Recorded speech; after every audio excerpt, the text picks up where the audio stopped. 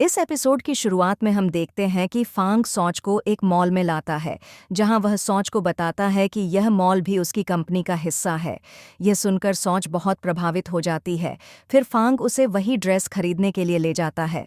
अब फांग सॉच से कहता है कि जो भी उसे पसंद आए वह खरीद सकती है, क्योंकि उसके पास पैसे की कोई कमी नहीं है।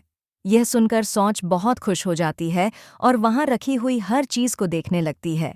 दूसरी तरफ हम ज़ियाब और ली को देखते हैं, जहां दोनों नशे में होते हैं और एक नदी के पास बैठे होते हैं। जी अब्बू से कहता है, मैं तुम्हारे लिए आकाश में एक बहुत बड़ा सितारा बनाऊंगा। यह सुनकर जी अब्बू उसके पास जाती है और अपनी शक्तियों से आकाश में एक ड्राइंग दिखाती है। ली उसे देखकर प्रभावित होता है और कहता है, तुम अद्भुत हो। सॉच कहती है, यह कुछ नहीं है, मैं इससे भी बेहतर कर सकती हूँ।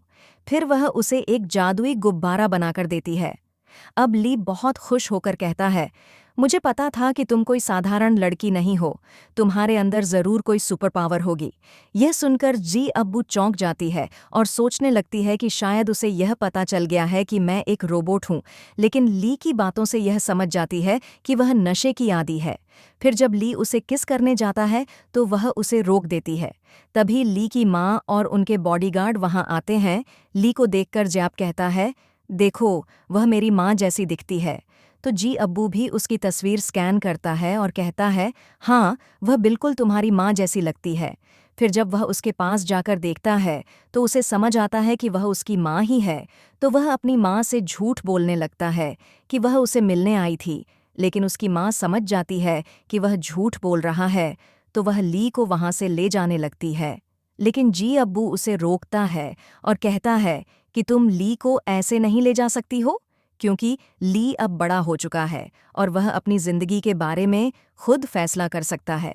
यह सुनकर उसकी माँ चेकबुक निकालकर जी अब्बू को देती है और कहती है, तुम जितना चाहो पैसे ले लो, लेकिन मैं अपना बेटा वापस ले जाऊंगी। जब वह ली को ले जाने लगती है तो जी अब्बू उसे पकड़ लेता है।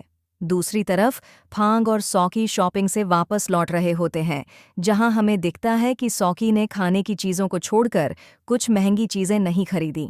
दोनों चल रहे होते हैं, तभी सौकी को ज़ियाब का कॉल आता है और वह बताती है कि ली की माँ ने उसे ले लिया है।